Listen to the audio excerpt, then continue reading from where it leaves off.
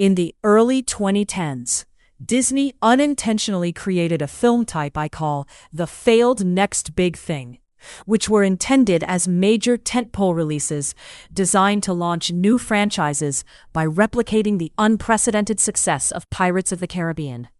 These films were backed by enormous budgets, often exceeding $150 million, and supported by aggressive multi-platform marketing campaigns that included extensive merchandise tie-ins, cross-media advertising on television, digital platforms, and even theme park promotions.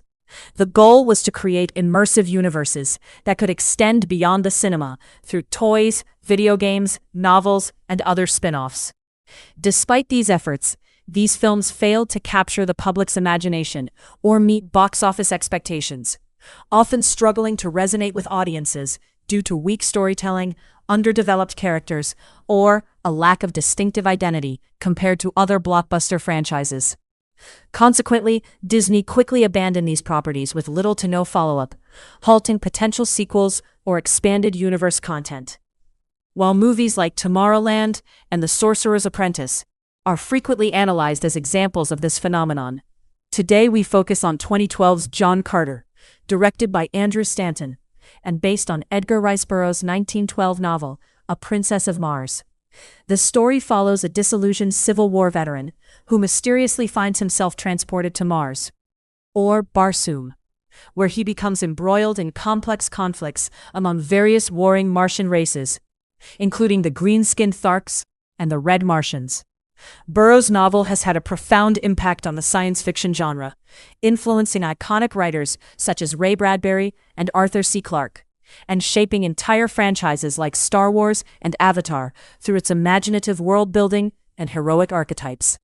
Attempts to adapt A Princess of Mars for the screen stretch back to the 1930s, including a surreal and experimental animated project by Bob Clampett that was significantly ahead of its time, but ultimately poorly received by audiences and studios alike. Later, in the 1980s, Disney attempted another adaptation, but the project ultimately stalled due to the limitations of visual effects technology at the time, which could not convincingly bring the fantastical world of Barsoom to life. This left the project dormant for decades, with rights eventually relinquished, and the cinematic future of this beloved story thrown into doubt, despite its enduring influence and passionate fan base. In the early 2000s, Paramount Pictures attempted to adapt the story by acquiring the film rights. But the project passed through several screenwriters and directors before landing with Jon Favreau. Despite his involvement, the film languished in production hell for an extended period, leading Paramount to let the rights expire. Favreau then shifted his focus to directing Iron Man for Disney, which ultimately proved to be a successful move. When the rights became available again, director Andrew Stanton advocated for Disney to purchase them one more time, which they did, finally giving the adaptation a home, nearly a century after the original book was published. Stanton, known for his work on beloved Disney classics like Finding Nemo, WALL-E, and A Bug's Life, was a passionate fan of the story and convinced Disney to let him lead the project. However, Stanton faced several challenges. He had never directed a live-action film before. The screenplay was considered confusing, and he preferred to cast relatively unknown actors in the leading roles. Nevertheless, his proven track record earned him the support of Disney executives. By 2009, the script was completed and casting began, with Stanton staying true to his vision by selecting lesser-known actors such as Taylor Kitsch for the lead role and Lynn Collins as Dejah Thoris. To complement the cast, established actors like Willem Dafoe and Bryan Cranston were also brought on board, and the film was finally set to enter production. After decades of attempts to bring this story to the big screen, the project was moving forward with a talented team, signaling promise for the potential franchise. Principal photography started in January 2010, but production soon encountered additional difficulties. The film's budget ballooned due to the extensive special effects required, including large spaceships and CGI creatures, with many scenes shot in a studio in England rather than on location, a decision that proved problematic. Cinematographer Dan Mindel later reflected on the challenges in an interview with The Wrap, noting that the studio work was compromised by the choice of a small stage, the indoor setting during the UK winter, and the difficulty of making scenes set in open, daylight environments feel authentic. He explained that filming a flying ship open to the elements inside a confined studio made it nearly impossible to create a textured, realistic atmosphere. And as a result, the film's visual quality suffered. When the crew filmed on location in Utah's deserts, they encountered severe sandstorms that introduced numerous challenges. Despite these difficulties, the initial shooting phase was neither a disaster nor excessively over budget. However, everything changed once the rough cut of the film was previewed. The first cut did not meet Disney's standards, prompting the crew to return for extensive reshoots a year after principal photography had wrapped. Reportedly, much of the movie had to be reshot twice, with numerous new scenes added to improve the film's clarity, addressing one of the major script issues identified in early pre-production. During this reshooting period, a writer named Tad Friend visited the set and later wrote an article for The New Yorker titled Second Act Twist, which holds an important place in the film's legacy and will be discussed further. The reshoots were far less smooth than the original shoot and caused the budget to balloon significantly beyond its initial estimate. Post-production proved equally challenging, particularly due to the massive visual effects workload, including many shots featuring hundreds of 12-foot-tall, fully CGI aliens. In an interview with The Wrap, director Andrew Stanton described post-production as essentially creating two movies.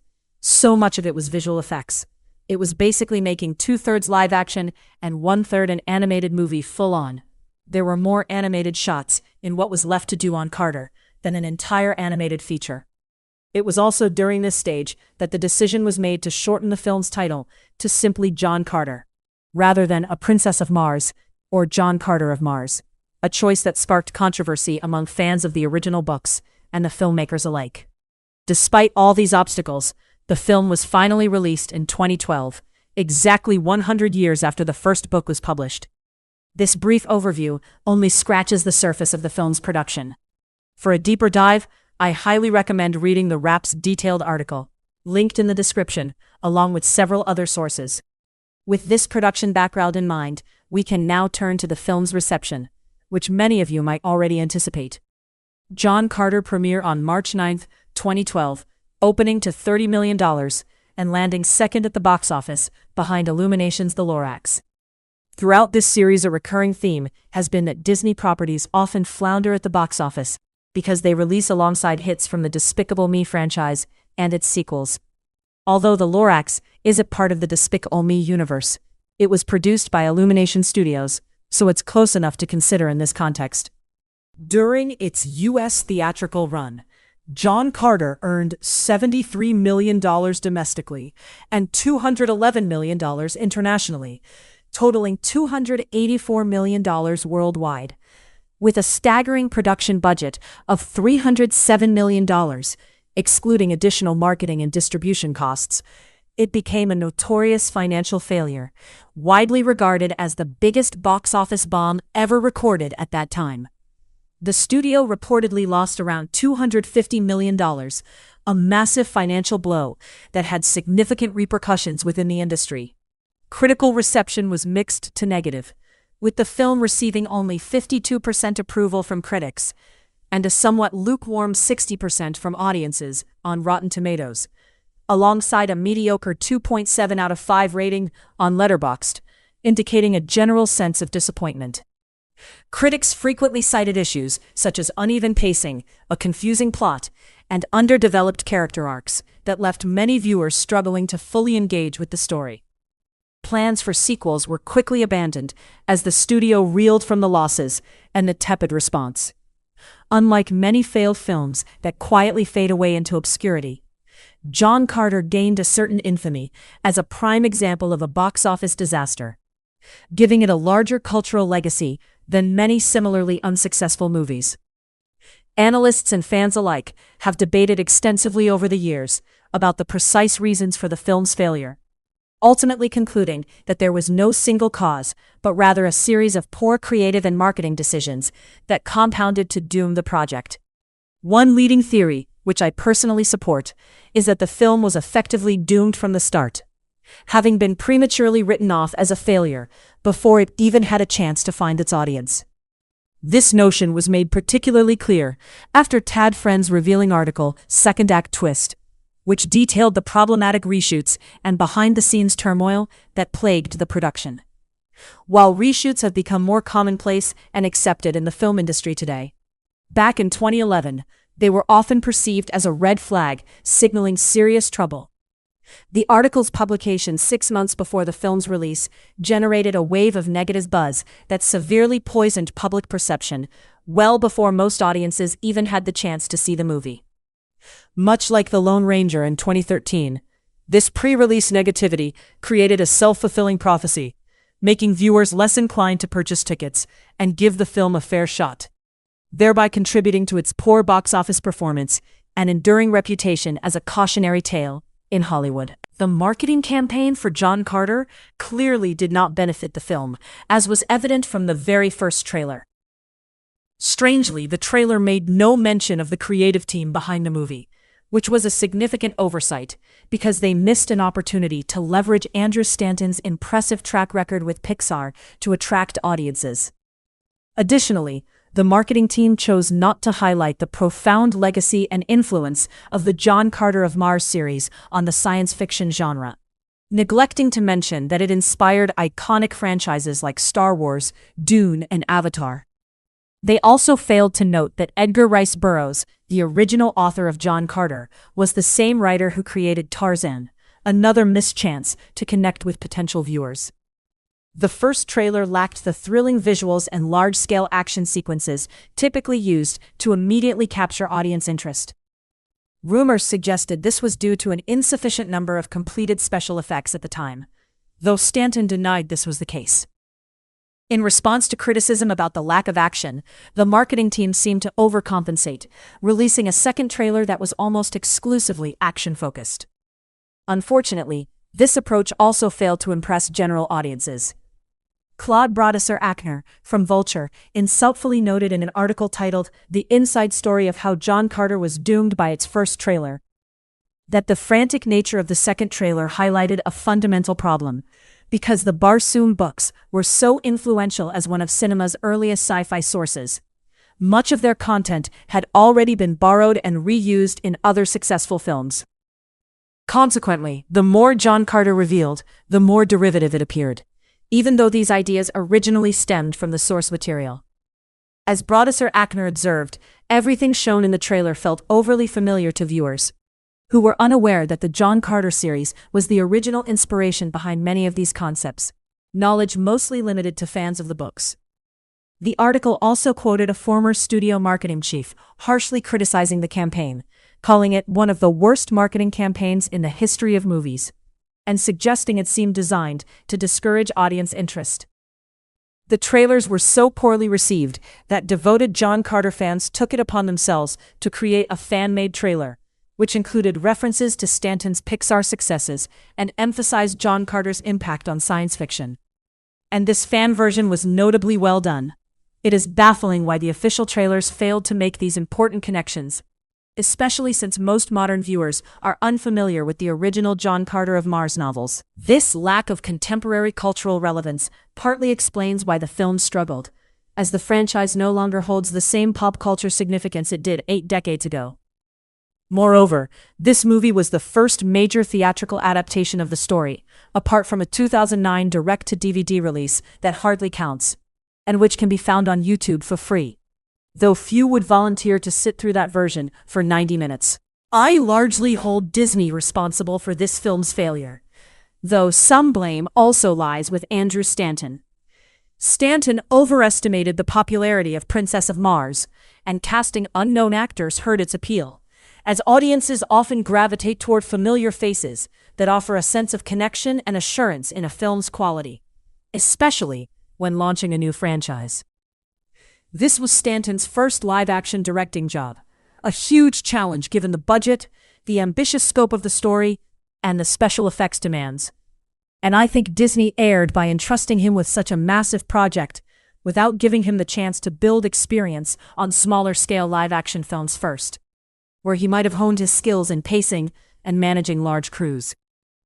While Stanton's passion for the source material made him the right choice creatively, his inexperience in managing live-action productions of this magnitude led to missteps in pacing, tone, and marketing decisions that ultimately impacted the film's reception. I wish he'd had another chance in this universe, perhaps with more studio support and time, but that never happened. Partly due to the financial disappointment, and partly because Disney quickly shifted focus to more proven franchises with established fan bases. A controversial theory suggests John Carter's failure was an inside job. While the film was in post-production, Disney was already negotiating to buy Lucasfilm, and with Star Wars now owned by Disney, John Carter became redundant, possibly leading to deliberate sabotage to avoid competing franchises within Disney's portfolio. This might explain the poor marketing campaign, which lacked the usual blockbuster push, suffered from inconsistent messaging, and failed to generate any significant buzz, as well as the quick failure label and the notable lack of merchandising, which was minimal compared to other blockbusters like Prince of Persia or Pirates of the Caribbean. Though just a theory, it's worth considering given the timing and Disney's strategic priorities at the time, which seemed to prioritize maximizing the value of Star Wars over nurturing new properties. Despite its flaws, I genuinely enjoyed the film. It's not a masterpiece by any means, but it didn't deserve to be labeled a spectacular failure. Stanton's passion shines through in the film's visuals and storytelling, making it a genuine and respectful adaptation of Edgar Rice Burroughs' work, one that captures the spirit and imagination of the original novels. Judging it is tricky, since it feels derivative of blockbuster hits like Avatar and Star Wars, which came out around the same time and set high standards for sci-fi and fantasy films. Yet as an adaptation of books that actually inspired those films, whether the film is cliché or should have taken more creative liberties is ultimately up to viewers. I remain torn, appreciating its sincerity and ambition while acknowledging the missed opportunities in execution and marketing that might have allowed it to better find its audience and legacy. I truly appreciated the world building in this series, and it was fascinating to recognize just how much the story has shaped modern science fiction. Particularly intriguing was observing the significant influence John Carter had on the Dune series, as there are numerous parallels between these two franchises. The action sequences in this movie are genuinely entertaining, and the special effects are impressively executed. It's clear this film had a $300 million budget, evident in the grand-scale action set pieces and high-quality CGI. The segments involving the Tharks captivated me the most, with exceptionally well-done CGI bringing those characters to life. Willem Dafoe delivered a stellar performance, as expected, and through his role we gained valuable insight into Thark culture. Despite the negative reviews that surfaced upon its release, I believe many critiques were swayed by the unfavorable press that preceded the film, resulting in harsher judgments than warranted. That said, some criticism is valid, and I want to share my own thoughts on the movie's shortcomings. The weakest elements were undoubtedly the opening and closing scenes set on Earth, which felt disorganized and failed to engage until the story shifted to Mars. Once on Mars, the film's compelling world-building and character development made it genuinely enjoyable. The framing narrative involving the protagonist's nephew back on Earth felt unnecessary and added complexity without enhancing the story, appearing as a forced addition that didn't blend well. Omitting these earthbound scenes would have streamlined the film considerably. Furthermore, the main character lacked depth and complexity, which is disappointing given that the film centers on him and bears his name. He fits the mold of a stereotypical action hero and comes across as rather generic and uninspiring. Although the film includes brief flashbacks to his tragic past, these moments are too infrequent and fragmented to be truly impactful. I believe more deliberate, slower-paced scenes exploring his background and allowing him to open up emotionally would have enriched his character, but such moments were either absent or fleetingly handled. I wasn't particularly impressed with Taylor Kitsch's portrayal, which might be more a reflection of the writing than his acting abilities. However, the fact that the protagonist is the least engaging character is telling. His accent struck me as odd, and overall the character failed to capture my interest. Throughout much of the film, he seems reactive rather than proactive, merely responding to events instead of driving the plot forward, only becoming more assertive in the final act. Additionally, The lack of any meaningful romantic chemistry with Lynn Collins' character did no favors for his role. It seems to be a recurring issue in unsuccessful Disney franchises that the romantic subplots are underdeveloped. Interestingly, Lynn Collins' character Deja stood out as one of the film's highlights, proving far more compelling than John Carter himself. Despite all these critiques, I ended up enjoying the film far more than anticipated, making it probably my favorite entry in this series so far. It's disappointing this film flopped, as I was genuinely interested in a sequel. The movie set up follow-ups, but we'll never see them. Disney's poor marketing and negative publicity made John Carter one of their biggest financial failures. Despite that, it's a solid sci-fi film that could have succeeded with better support. That's the story of 2012's John Carter, Disney's failed attempt at launching the next big thing.